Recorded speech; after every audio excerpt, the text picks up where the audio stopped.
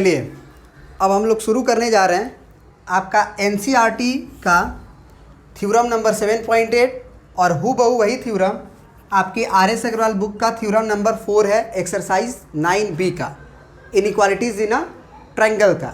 दोनों का inequalities in a triangle chapter ही है और दोनों सेम थ्योरी है।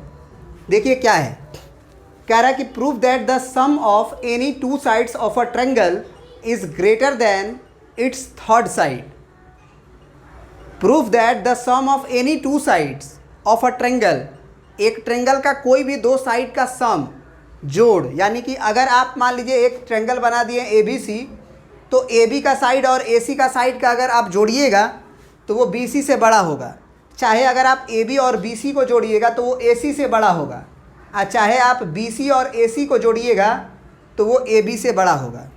मतलब कि कोई भी दो साइड का सम अगर एक ट्रायंगल बन रहा है तब, ट्रायंगल नहीं बनेगा तब नहीं। बताएंगे क्यों। ट्रायंगल अगर बनेगा तो कोई भी दो साइड आप ले लीजिए, चाहे दोनों छोटा ले लीजिए चाहे दोनों बड़ा ले लीजिए, कोई भी ले लीजिए, उन दो साइड का सम तीसरे से बड़ा होगा। ये भी वही कह रहा है, कि the sum of any two sides of a triangle is greater than the third side. समझ गए बात को। हमें गिवन क्या है, एक ट्रायंगल ABC। बस प्रूफ क्या करना है कि इस ट्रायंगल में AB और अगर AC लोगे दो साइड तो वो BC से बड़ा होगा। अगर AC BC को पकड़ोगे तो तीसरा AC बचा वो उससे बड़ा होगा। अगर पहला AC और BC पकड़ लिए तो तीसरा AB बचा वो उससे बड़ा होगा। ये बात हमें प्रूफ करना है। चलो इसको देखते हैं कैसे प्रूफ करेंगे। आप प्रिंट कर लीजिए इरेज करके, फिर हम प्रूफ करेंगे। देखो इसको हम दो तरीक़ा से प्रूफ करेंगे। एक तो प्रैक्टिकली प्रूफ करके दिखाएंगे आपको, और एक प्रूफ करेंगे हम आपके इसको मैथमेटिकली। प्रैक्टिकली इसको ऐसे प्रूफ करेंगे, सबसे पहले तो ये समझो कि अगर ये तीनों पॉइंट अगर एक ट्रायंगल बना रहे हैं, एक ट्रायंगल है तभी ये बात प्रूफ करना है। अगर ये तीनों पॉइंट मान के चलो ये A था और ये B था और ये C था, अगर ये एक ही लाइन पे आ गया तो क्या होगा। जैसे मान लो तुम्हारा B यहाँ था और C यहाँ था और A कहीं ऊपर था, और A अगर मान लो बाय द वे यहीं पे आ गया है ना, ये आपका यहीं पे आ गया बाय द वे मान लो ये, तो क्या होगा ज़रा सोच के देखो। क्या ट्रायंगल बना, इस केस में ट्रायंगल बना। अगर तीनों को ज्वाइन करोगे तो ट्रायंगल बनेगा कि लाइन बनेगा, पहले बता दो। अगर पॉइंट यहाँ पे होता तब ना ट्रायंगल बनता। ये पॉइंट तो आ गया है A पे, तो ट्रायंगल तो नहीं बनेगा। पक्की बात है ना।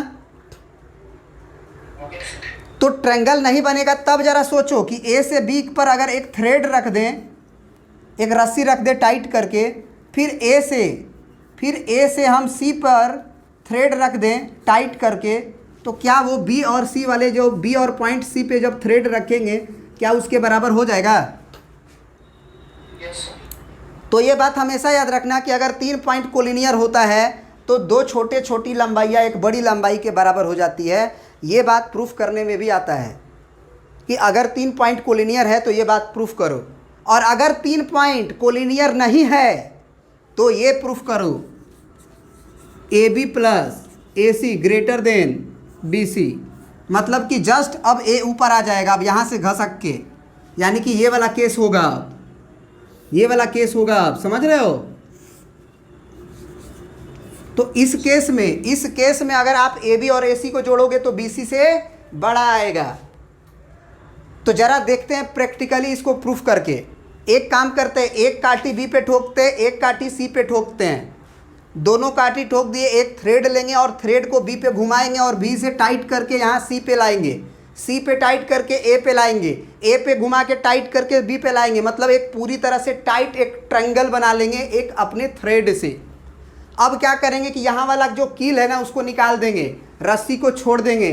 क्या ये रस्सी इस BC के ऊपर लटक जाएगा कि टाइट रहेगा।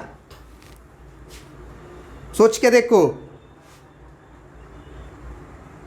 फिर से बोल रहे हैं, हम एक B पे कील ठोकेंगे, C पे और A पे, एक रस्सी लेंगे थ्रेड लेंगे पतला वाला, और यहाँ से गोल घुमा के टाइट कर देंगे, फिर यहाँ से गोल घुमा के टाइट कर देंगे, यहाँ से गोल घुमा के यहाँ टाइट कर देंगे, पूरा ट्रायंगल कंप्लीट कर देंगे।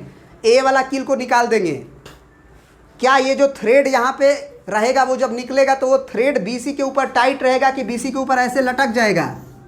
ऐसे बोलो, लटकेगा कि नहीं लटकेगा। क्यों लटका? लंबाई तो ए बी और ए सी के बराबर ही थी, ए बी और ए सी के जोड़ के बराबर ही तो थी, टाइट किए थे तो लटका क्यों? क्योंकि निश्चित रूप से वो बी सी की लंबाई से बड़ी थी।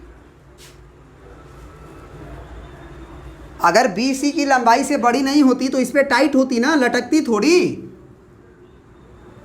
बात समझ में आई? तो ये प्रैक्टिकली प्रूफ हो चुका है कि अगर पॉइंट भाईजान ए पे रहेंगे तो ये निश्चित रूप से ए बी की लंबाई और ए सी की लंबाई का जोड़ निश्चित रूप से वो बी सी की लंबाई के बराबर होगा। और अगर ए पॉइंट अगर ट्रायंगल नहीं बनाएगा, यहाँ वाला केस होगा, तो आप थ्रेड तीनों जगह काटी ठोक लीजिए, आप रस्सी लपेटिए, यहाँ पे टाइट करिए, रस्सी लपेटिए, टाइट करिए, रस्सी लपेटिए, आप रस्सी को आप यहाँ से कील निकालिए चाहे नहीं निकालिए, वो टाइट ही रहेगा, वो टाइट ही रहेगा। मानते हैं बात को? क्योंकि इस केस में जो आप रस्सी यहाँ लपेटे थे, यहाँ लपेटे थे, यहाँ लपेटे थे, टाइट करके यहाँ निकालेंगे तो वो लंबाई बराबर थी, तो वो लटकेगी नहीं। तो ये बात अपने दिमाग में रखिएगा प्रैक्टिकली। अब चलिए इसको मैथमेटिकली भी प्रूफ करते हैं, ठीक है ना?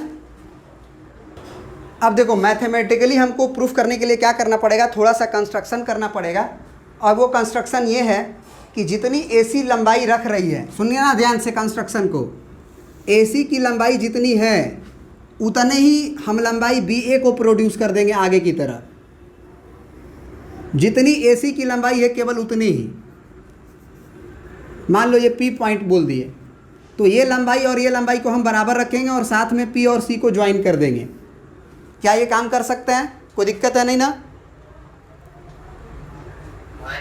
बी ए को प्रोड्यूस किए बस उतना तक जहाँ तक कि एसी की लंबाई और एपी की लंबाई बराबर थी, ये लंबाई बराबर होनी चाहिए। अब तुम बताओ कि क्या यह वाला एंगल 1 और ये वाला एंगल 2 क्या बराबर होगा? एंगल 1 बराबर एंगल 2 होगा?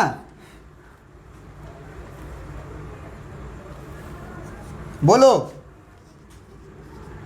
चूंकि एसी की लंबाई अगर बराबर हो जाएगी एपी के, दो लंबाई बराबर, तो एक ट्रायंगल में दो साइड बराबर, तो अपोजिट एंगल्स बराबर नहीं होंगे क्या?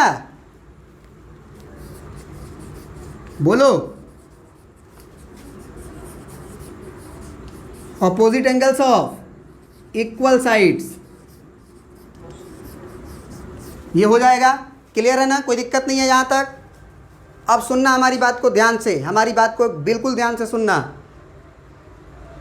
क्या अगर हम एंगल 2 के मतलब ऐसे लिख ले, एंगल 2 बराबर एंगल 1, तो कोई गलती है क्या? ये भी सही है, बस इसको इधर किए हैं। लेकिन अब जो हम करने जा रहे हैं उसको ध्यान से सुनना। ये एंगल मान रहे हैं, ले रहे हैं 3, और हम क्या कर रहे हैं कि केवल दो में केवल एक तरफ को जोड़ रहे हैं, तो क्या वो दूसरे तरफ से बड़ा निकलेगा कि नहीं? केवल एक तरफ हम लेफ्ट हैंड साइड में एंगल 3 को जोड़ रहे हैं तो वो राइट हैंड साइड से बड़ा निकलेगा कि नहीं? क्योंकि पहले तो बराबर था, तो जब पहले बराबर था तो एक पार्ट में आप कुछ चीज़ जोड़ रहे हो, पॉजिटिव नंबर जोड़ रहे हो, नेगेटिव नहीं, पॉजिटिव नंबर। एंगल 3 एक पॉजिटिव एंगल है, अगर आप उसे जोड़ रहे हो तो निश्चित रूप से वो एंगल 1 से तो बड़ा होगा। इसका मतलब एंगल 2 और 3 को अगर जोड़ लोगे तो वो कितना आएगा टोटल? क्या हम लोग बोल सकते हैं कि एंगल वो कंप्लीट बी सी ए बना लेगा, सॉरी बी सी पी बना लेगा, BCP बना लेगा? बोलो। ये BCP जो होगा क्या वो एंगल 1 से बड़ा होगा? अब BCP अगर बड़ा हो गया है एंगल 1 से, तो फिर वही थ्योरी लगाएंगे कि बड़ा एंगल के सामने का साइड भी बड़ा होता है।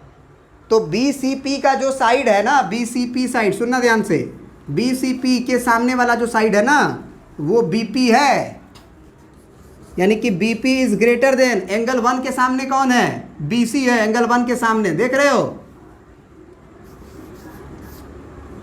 कारण जरूर लिखेंगे हम, कारण लिख देंगे, आप प्रिंट कर लीजिएगा। कारण में क्या होगा? Opposite sides of larger angle will be larger, वो लिखना पड़ेगा आपको। अब सुनना बात हमारी ध्यान से, क्या BP को आप क्या कुछ लिख सकते हैं ऐसे, BA प्लस AP, बी ए और ए पी को जोड़ दे तो पूरा बी पी ही आएगा, कोई दिक्कत नहीं है यहाँ तक। अब हमारी बात को बताना लास्ट, बस प्रूफ हो गया। क्या बी ए आप प्लस ए पी के जगह पे ए पी के जगह पे ए सी लिख सकते हैं क्या?